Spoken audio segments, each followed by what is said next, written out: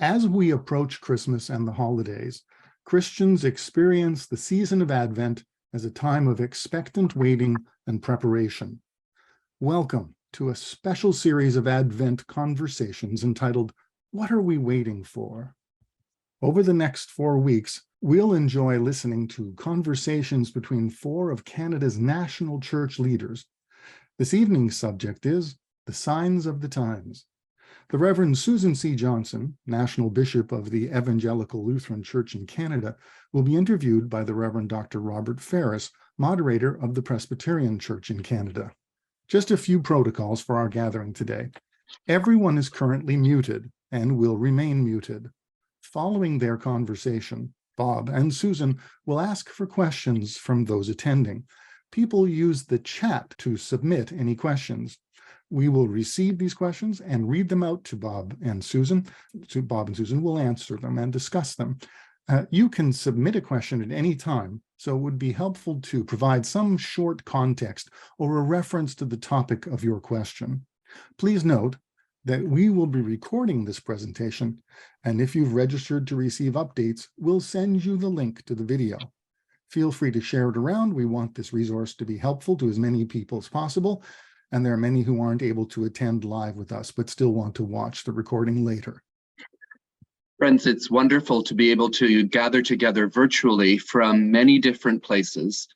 I'm joining this call from the traditional territory of the Huron-Wendat, the Petun, the Seneca, and most recently the Mississaugas of the Credit Indigenous peoples. As the National Church leaders discussed during the video earlier this week, we're spending this first week in this Advent series reflecting on the signs of the times. One of the themes that came up in that conversation was the role for churches in recognizing the consequences of colonization and the need to be part of the work of decolonizing. We live and work, worship, learn, and meet on lands that are the traditional territory of many different Indigenous peoples who were here long before the establishment of European colonies. We acknowledge the land's significance for the Indigenous peoples who lived and continue to live upon it and whose practices and spiritualities are tied to the land. We acknowledge the treaties that were made regarding many of the lands we live on, treaties which still exist. As churches, we acknowledge our role in colonization, that as churches, we have been involved in colonial practices and structures that profoundly harmed generations of Indigenous people, families, and communities. We reaffirm our calling and commitment to truth, healing, and reconciliation with Indigenous people, and ask for God's guidance as we seek intentional actions to end anti-Indigenous racism and uphold the dignity and rights of Indigenous peoples. Let us come together in prayer. Let us pray. Now is a time of watching and waiting, a time pregnant with hope, a time to watch and pray. Christ, our Advent hope, bare brown trees etched dark across a winter sky, leaves fallen, rustling, ground hard and cold, remind us to prepare for your coming. Remind us to prepare for the time when the soles of your feet will touch the ground, when you will become one of us, to be at one with us. May we watch for the signs, listen for the messenger, wait for the good news to slip into our world, our lives. Christ, our Advent hope, help us to clear the way for you, to clear the clutter from our minds, to sift the silt from our hearts, to move the boulders that prevent us meeting you. Help us to make straight the highways, to unravel the deception that leads to war, to release those in captivity. May sorrow take flight, and your people sing a song of peace, and hope be born again. Amen. Amen. It's such a privilege to be with you this evening and to share in expanding our discussion of the 4 leaders who joined together on the video that I hope that many of you have seen.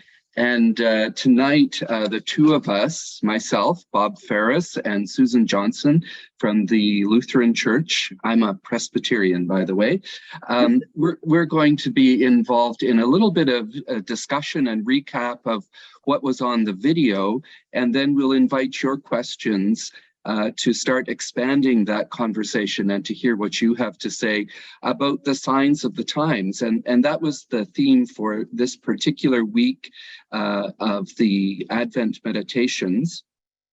And the sub-theme, or perhaps the dominant theme, I should say, should be hope. This is the first week of Advent, and that's the theme that informs so much of what we do in this first week.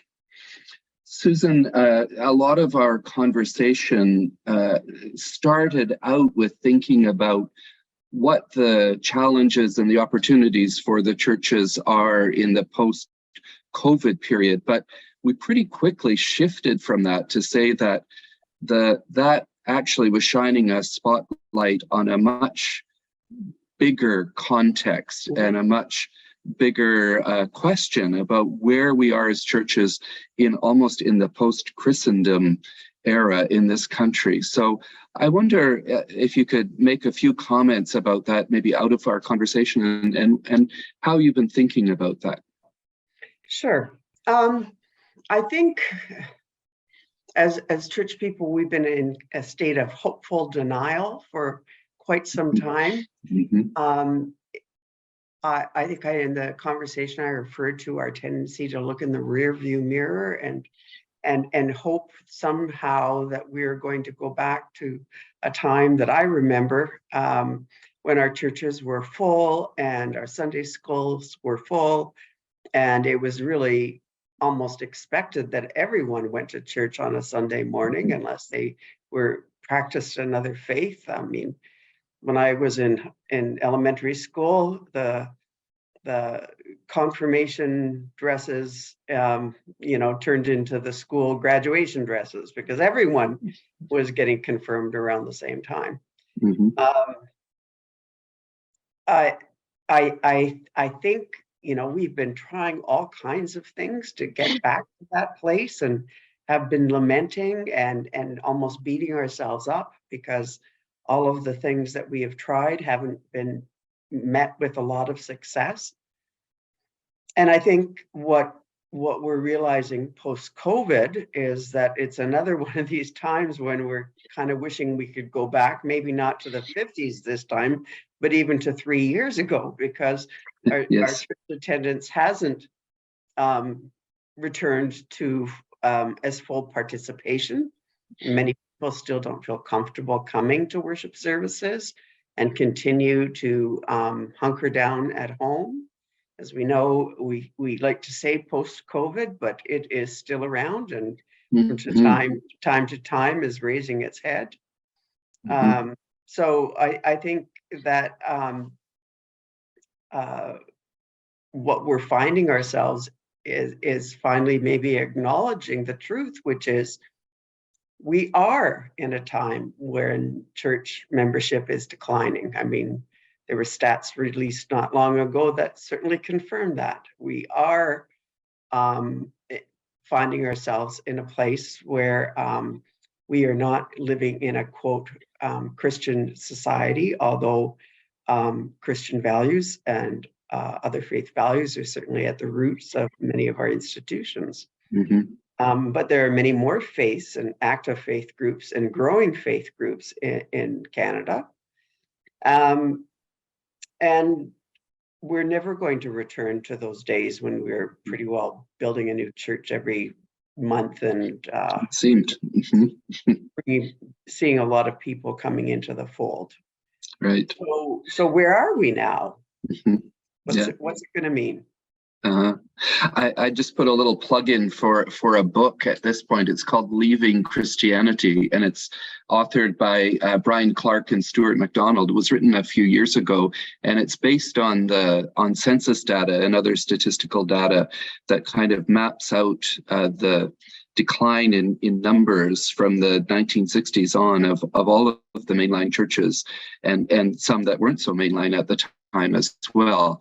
And I was just talking to Stuart recently, and the new census data that's being released is a confirmation of all that they were saying in that book that drew on the census from 10 years ago. And in fact, it's even saying that the decline or the change is more rapid than what they had talked about from the census data 10 years ago.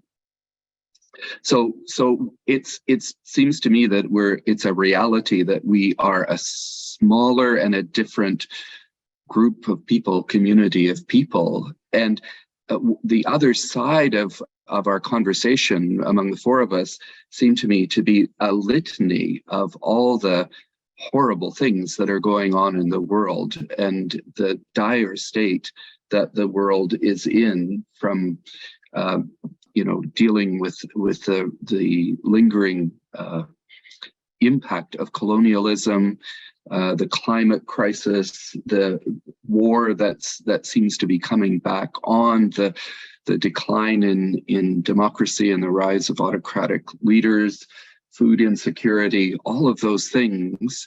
And I noted when you started out in our conversation, you were saying that reading from the gospel wasn't particularly hopeful. Well, when we listed all of those things, it wasn't particularly hopeful either. Yeah, and that's for sure. Yeah, it seems that how do we talk about hope in the midst of that? And maybe that was the challenge in the gospel as well. How do you talk about hope in the midst of a context that was pretty dire as well? And people were anticipating Armageddon. I mean, it was as brutal as that. So how do we anticipate hope in these times? And I know we indicated and talked about a few of the signs of hope that we could identify. Sure. I thank God there are still signs of hope. Yes. I mean, the quote I love from St. Augustine is that hope has two beautiful daughters. One of them is anger and one of them is courage. Anger that things are the way they are, and courage to work to make a difference. I think that's a perfect saying for these times as well. There are many challenges around us, and it's easy to get overwhelmed and despondent. But we are called as disciples to continue to work to help alleviate suffering, to speak up for the oppressed, and to work for justice. So we just have a lot of work before us. I don't think we have to give up, and I don't think we have to despair. We just need to get busy, get really busy. And others of good faith, even without any faith in a traditional sense, but people who want the world to be a better place will join us. And I think that is a hopeful sign. We see that in young people who were so vocal at the recent COP27. We see that in the young people that continue to lead in protesting against the climate crisis on a regular basis. Mm-hmm. We see it in our aid agencies who continue to reach out to address all of the situations of food insecurity, but also to alleviate suffering in the places where there has been climate disaster. but we see hope in places, in our own churches and around the world. Like I got incredible hope when our church, I mean, I just did not think it was possible, but our church changed so significantly, so quickly. I mean, I mean, your church did too. Mm-hmm. When COVID hit, who knew? Who knew any church could change that quickly and find Yes. ways of still preaching the gospel on a regular basis? Mm-hmm. You know, pastors and others learned skills to put things online, and people adapted. Mm-hmm. The church went on, Mm-hmm. and it will still go on. So that was Yes. one sign of hope for me, for Mm-hmm. sure. Mm-hmm. And I think just following up on that, in the midst of crisis, we found those new ways of communicating with each other and proclaiming good news and forming community that will last into the future as well. Look at what we're doing right here. I think pre-COVID, we would have scratched our heads and wondered, okay, how do we communicate with people across the country at the same time? And that the technology was a bit scary and we didn't think we could do it. Now it's something we can do. And I think that's a sign of hope that if we're open, there are possibilities for growth and for connecting with people in ways that we haven't done before. Yeah, I think there's also hope. Oh, if you don't mind, there's also hope. No, go ahead. Go ahead. Our partner churches and churches around the world. I am continually given strength and hope through visits with partner churches, and in particular churches that are smaller than we are, because it's a way for me to remember that it isn't about size. You know, we live in a consumer economy where bigger is equated with better and more is equated with better. But very small churches with very small congregations are still doing vital and vibrant ministry in their own contexts. And they may organize themselves and administrate themselves in ways that are foreign to us. And it's hard for us to get past, you know, the way we've always done things. You know, that's a favorite church expression. Indeed. But it is true that there are other ways that the church can operate and function and still do amazing work for the sake of the gospel in their communities, make a difference. That gives me great courage as we continue to see decline in the church in Canada, and in fact in Northern Europe as well. That there's other ways of being church, and we do not have to feel like failures. We just have to be faithful to the way God is still calling us. I loved your use of the term degrowth, and that maybe we need to become champions of degrowth. And it reminded me too, when I was preparing to go to Mozambique, I studied Portuguese in Brazil, and I connected with the Independent Presbyterian Church there. And similar to what you were saying, it was a church that didn't have as many members maybe as we had, or didn't have the history of large congregations, and many of their pastors had to work, you know, at another job, and they were only available on the weekends, and yet they were doing incredible things in the context in which they lived. And the leadership of the laity was so strong and so dynamic in those churches that it was a lesson. It was a lesson to be learned. Yeah, for sure. Mm-hmm.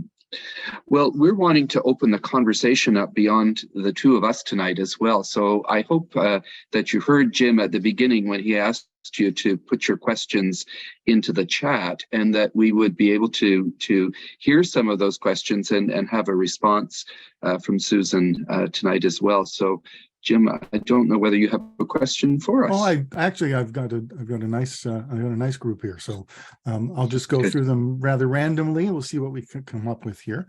Sometimes they're questions, sometimes they're comments.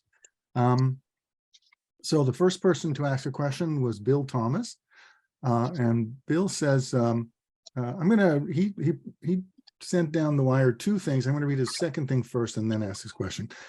Perhaps to realize that we are a minority and that we have more in common with faithful Jews, Muslims, and indigenous peoples than with the majority of society, period. We need to become prophets, protesting what is wrong and taking actions that help those injured by the current state of affairs. And then he says, hope begins with the assurance that God wills a better future, and it's up to us to help that future happen. So what can churches do? That's what he asks. Wow. Amen, Jim. Thank you. That's wonderful. I think, what can churches do? I think you're right, Jim. We just do need to grasp onto the reality that we are a minority. And yeah, I love that idea of turning to work with other minorities in terms of faith communities, and it might call us to do more work together, but at least it would call us to learn from the example of what it means to be a minority, instead of always looking for trying to get back to being a majority. Well, I'm going to have to think about that a little bit more. What would you think, Bob? Yeah, well, I agree very much. And I think that's part of the challenge of living in the post-Christendom world, where we were, the main game in town was the Christian church in its various forms. And now we're not. And that's especially for maybe people who are a bit older, like me, who experienced maybe something of the old Christendom way of being church in Canada. We long for, or we really would like to be in that place again. I was reminded at a meeting recently, though, by a young minister who said that she wished that we would stop talking about that time so long ago when the churches were like this. She has grown up in a church which has been in a minority situation, which has been small, which has never had 200 kids in the Sunday school, has never, had the church packed on Sunday morning. She's grown up in a church which is very different, and that she gets tired of hearing about this nostalgia for the past. And perhaps again, that's where younger people in the church can be the teachers of what it means to live out their lives and their growing up and their formation in a situation which is really as a minority, and one that's not always welcome. It's not always, you don't want to necessarily identify that you're Christian, but I like, Bill, what you're suggesting, that if we identify the good news with the good news that other people bring as well, and that the kind of call to justice that we hear in other groups as well, then we can walk together and gain strength in that diversity and that community that forms. I think it also means, as I've been thinking about it,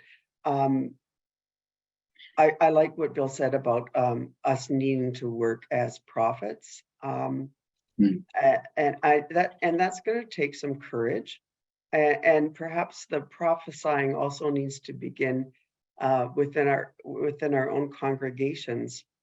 I've been calling people back to spiritual renewal for a long time. It seems to me that it's been pretty easy, especially when we have been a majority church, to take our Christianity fairly lightly and not be really fully embodied in terms of what it means to be a disciple. And so I think we have to learn some skills and to gain some courage to live our lives fully as Christians and to speak up and to speak out. So yeah, we're going to have to practice with each other and then hit the streets. Well, I think I've got another question here, if you guys are Good, interested. please. Yeah, John C. Cars asks, well, he starts out by saying, often these questions start out with a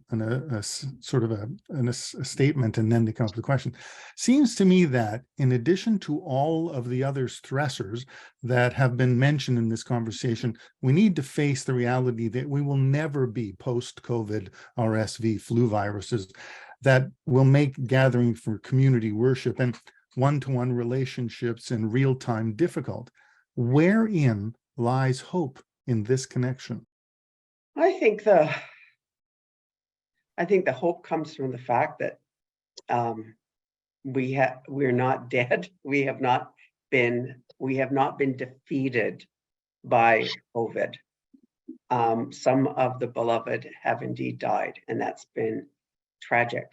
But some of the beloved die on a regular basis for a variety of causes.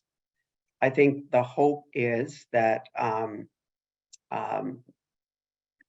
medical understanding continues to grow, that we've learned that we can be a caring community that can adjust to circumstances as waves of COVID has hit us and as restrictions have gotten more strict and then more open and then more strict, that we can be flexible and care about people.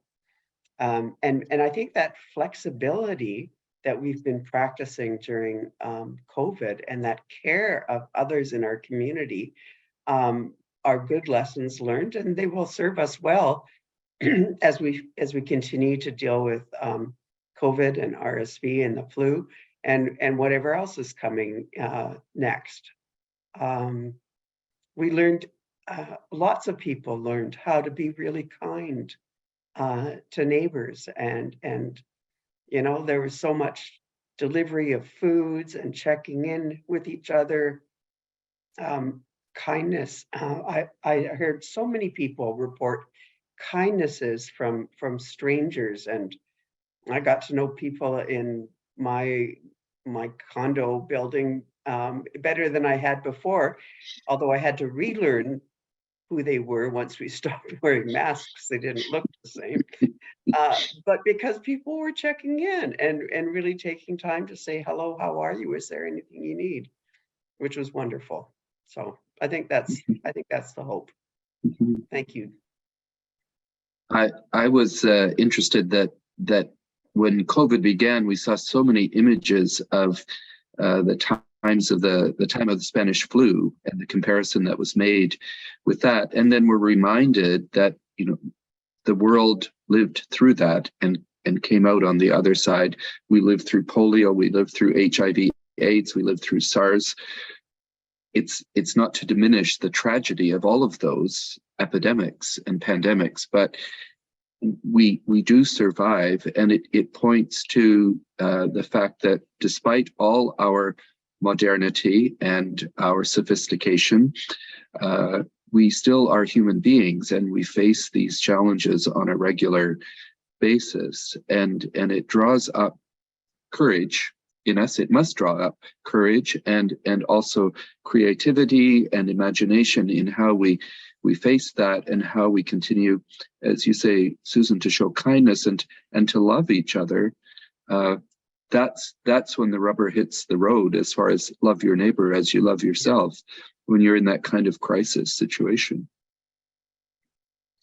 Okay, well, we have another question here. Now, this one was sent direct to Grace, my colleague. So we don't have a name, but so we'll say an anonymous caller asked, is it truly factual that attendance numbers are a quote unquote leaving Christianity?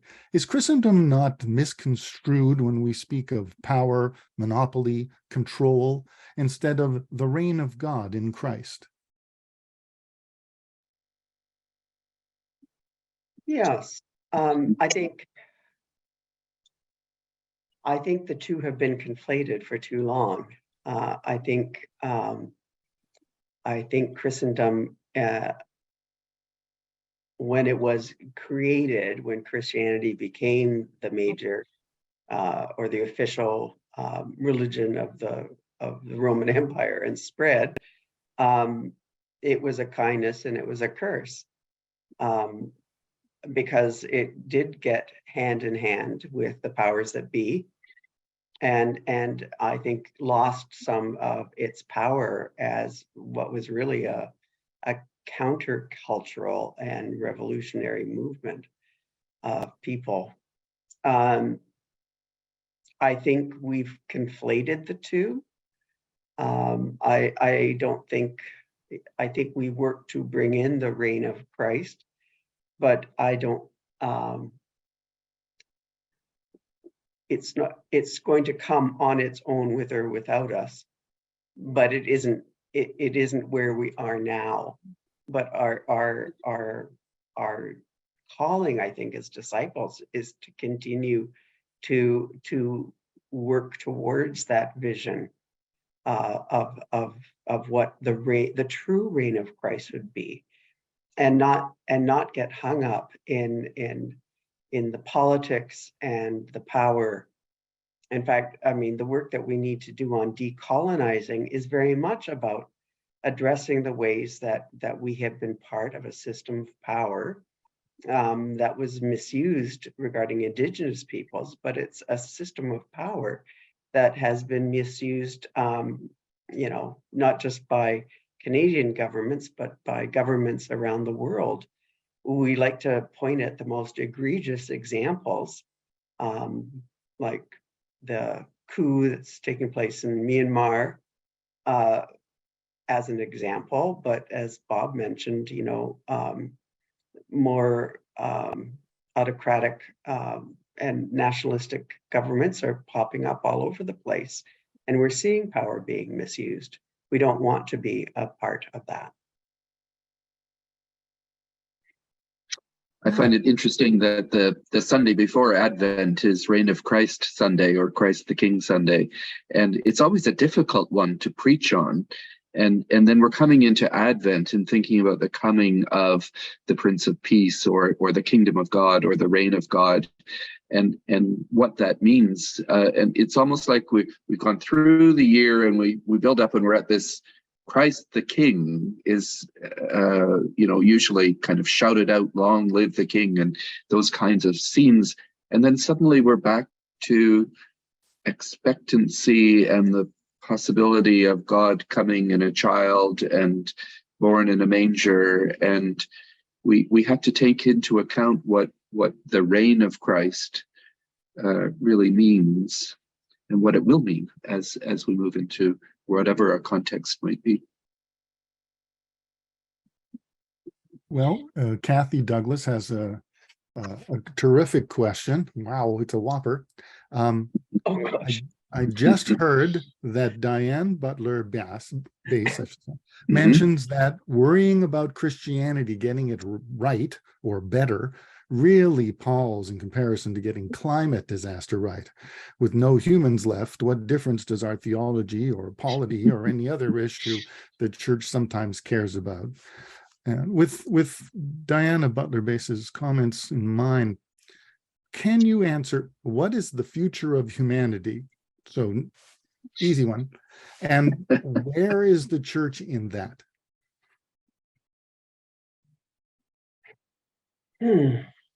I do not know what the future of humanity is. And I think I'm glad about that.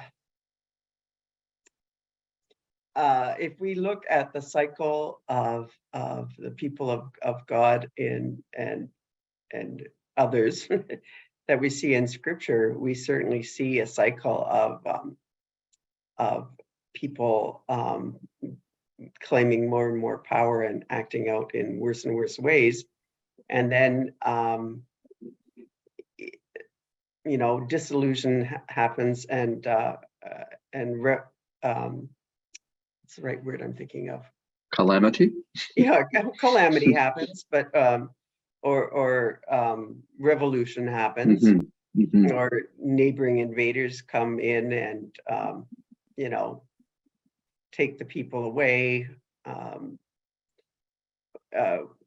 We read the stories of the Tower of Babel, the flood, and we see unjust peoples, the story of Sodom and Gomorrah, being well, certainly put in their place, decimated. And I'm not expecting, in the midst of these very difficult and challenging times,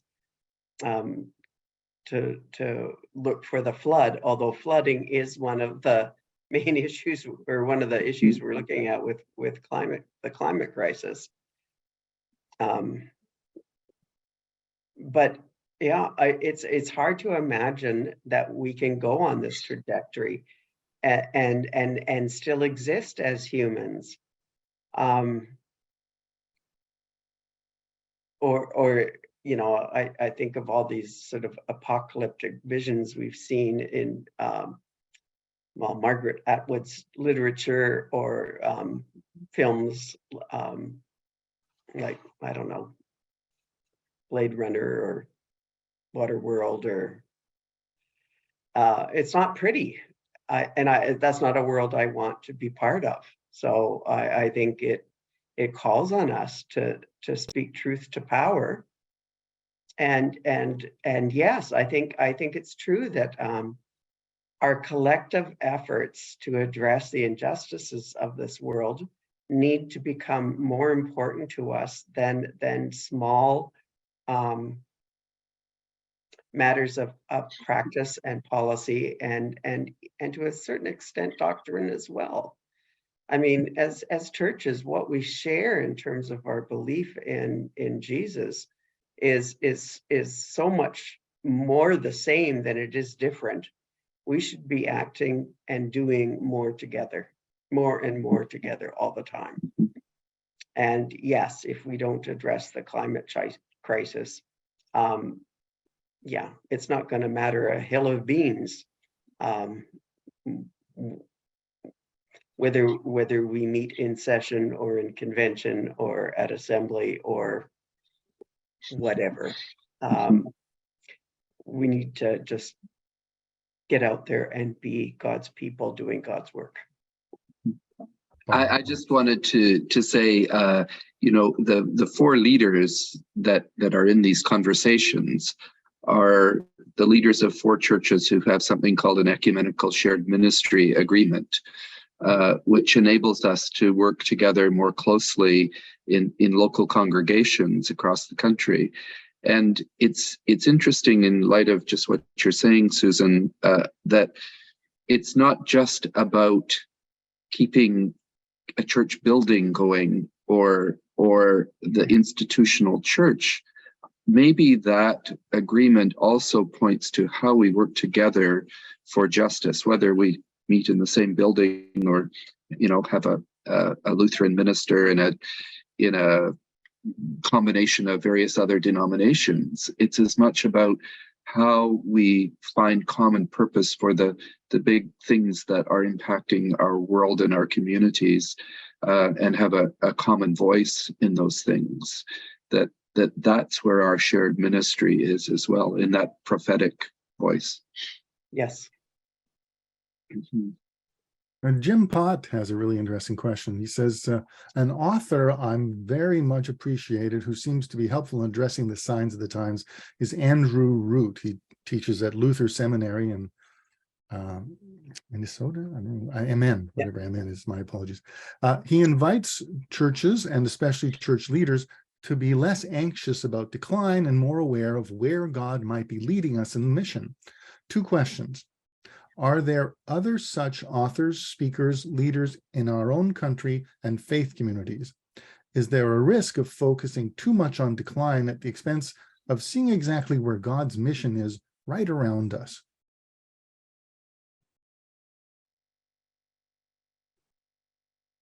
Well, I certainly agree that we can't be focusing only on decline, only that we need to acknowledge it, and there will be some practical matters that we will need to address because of it. Decline is decline in people. Decline is probably going to mean decline in structure. Decline is going to end up being decline in finances, and that might lead to decline in programming and whatever. There's some of those things that we're going to have to do just in addressing decline, but we can't spend our whole time focusing on it. I think, yes, there are Canadians who are doing similar work to what Andrew Root is doing. But I am not going to be able to spit names out now. Perhaps we can get some references emailed out later. I think the task at hand is to become more nimble and to focus more and more on our external calling, our external ministry, and try and worry less and less about the buildings and the structures. Something will come.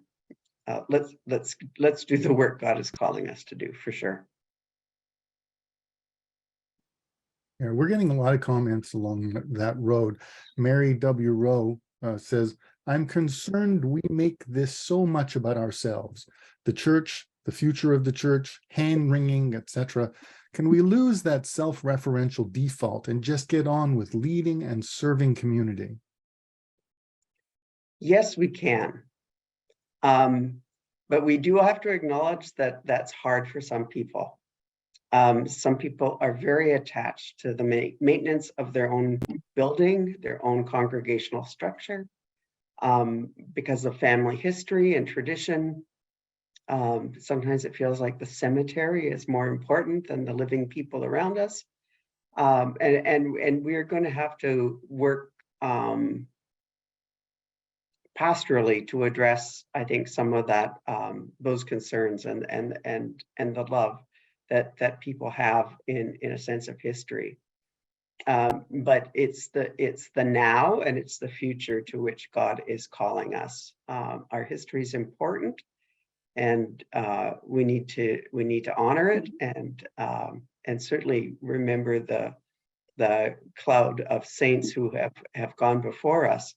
But we can't, that is not our ministry. That's not what God is calling us to do.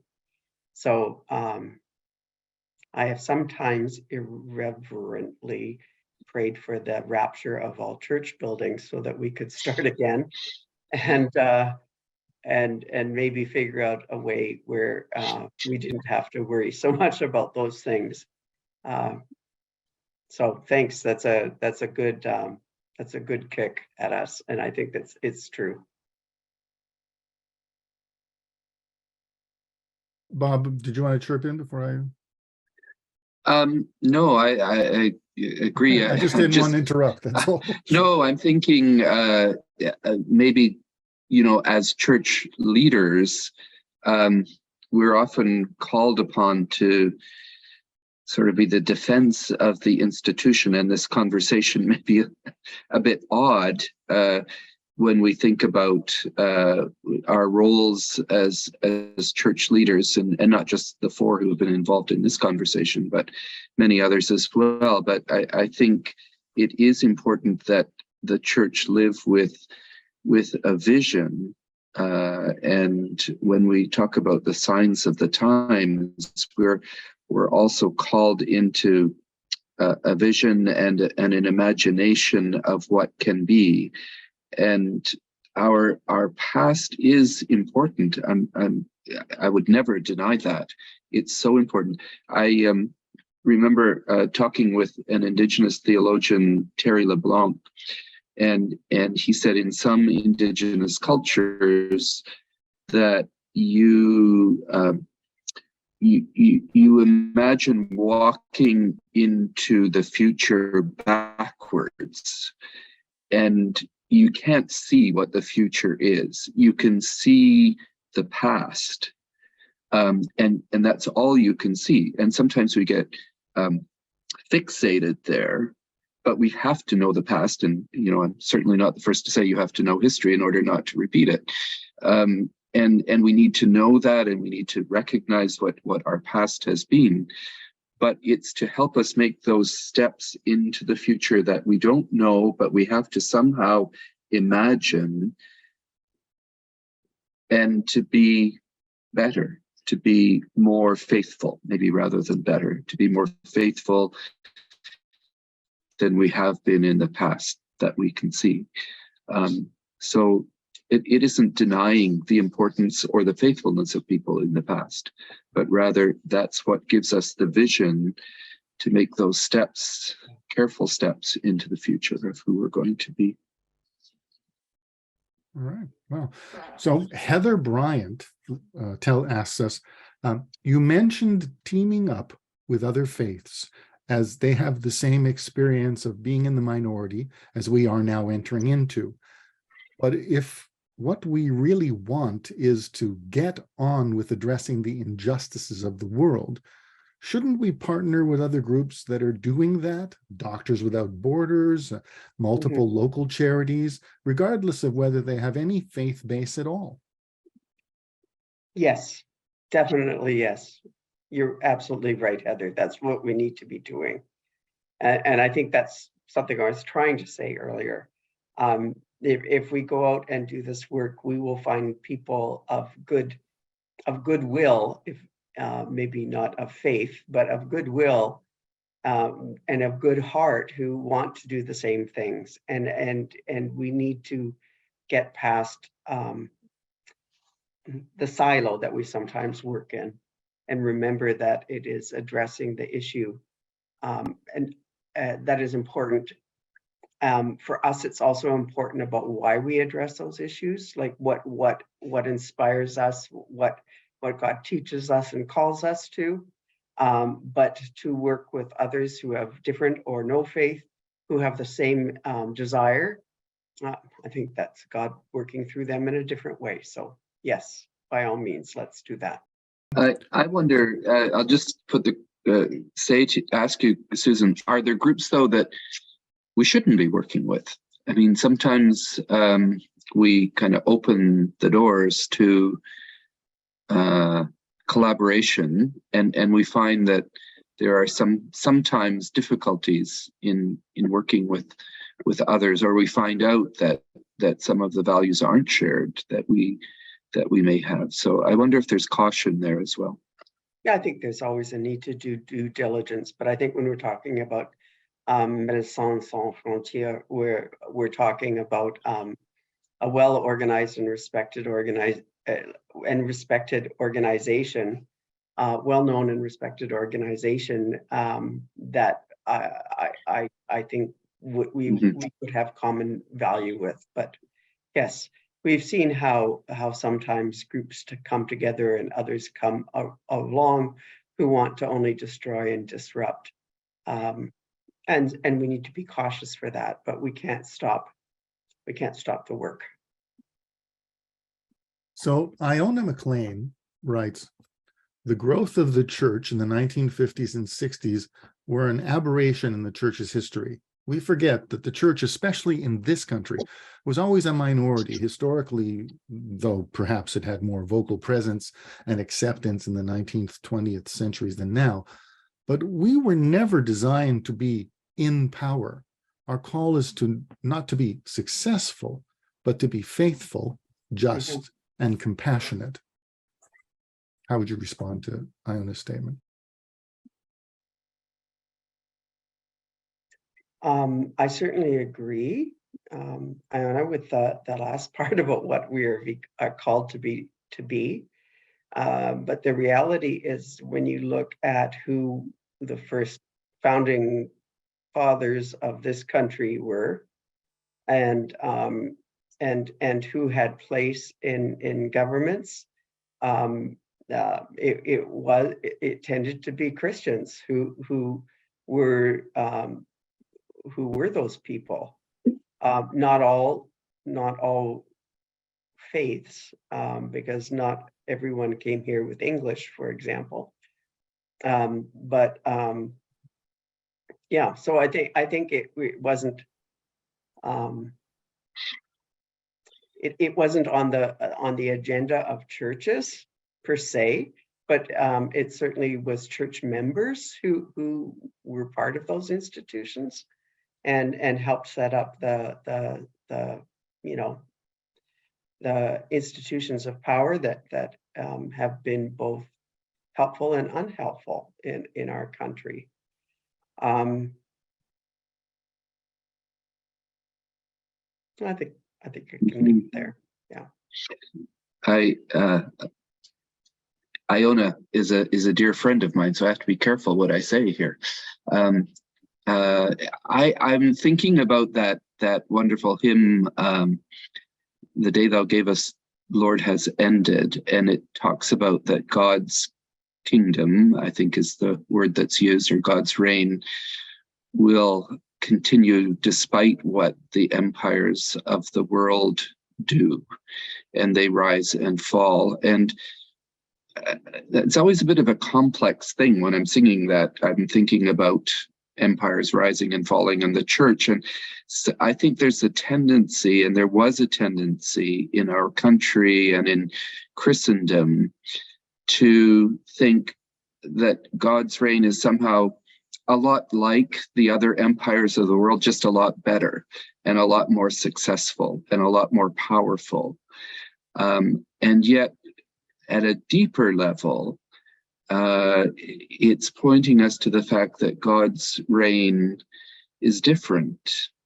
It will last because it's different, and that puts the lie to that power makes things right.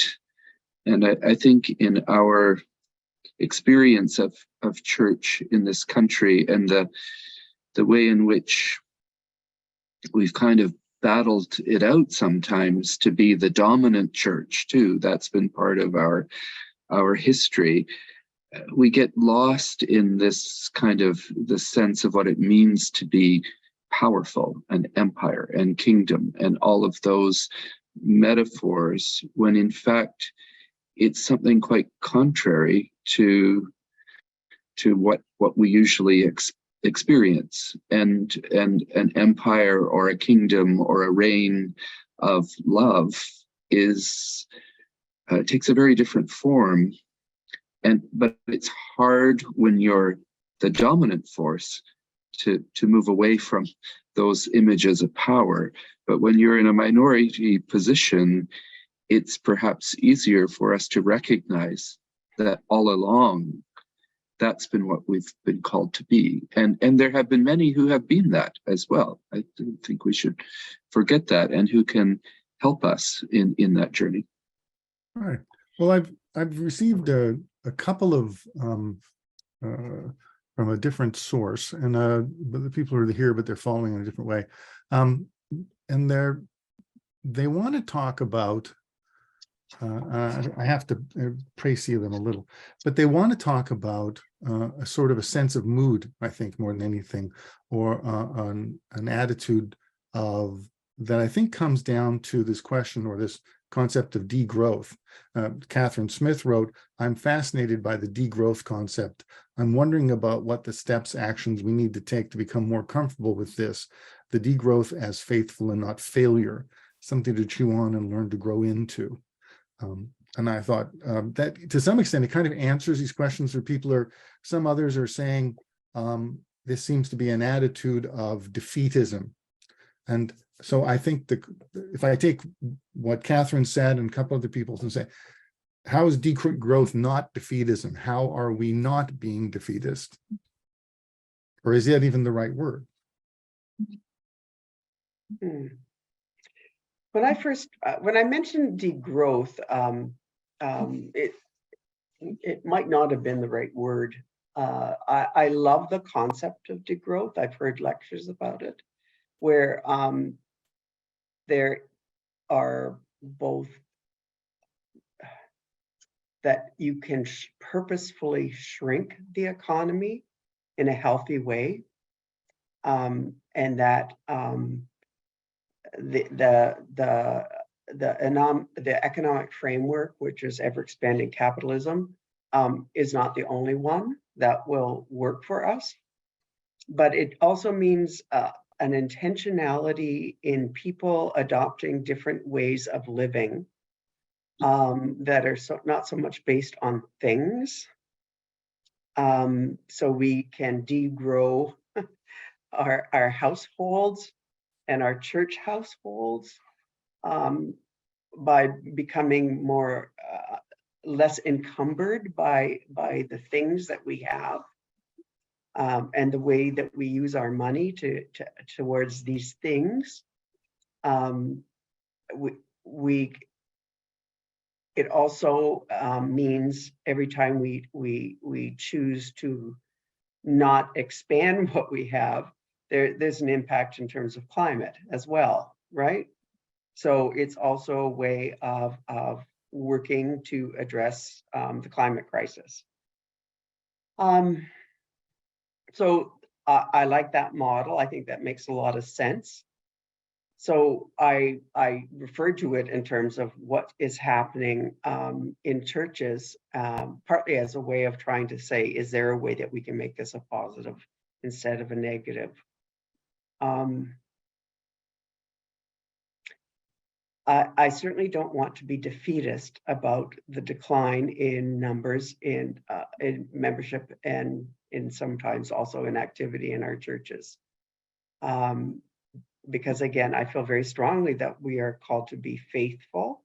We're not necessarily called to be successful. I think there's a whole lot of reasons where why people are less involved in churches now, and perhaps particularly why young people are not involved in churches right now. There are both denominational fights and bad clergy behavior that have contributed to that. It's almost like reverse evangelism because of our because we are not seen as following the command to love one another.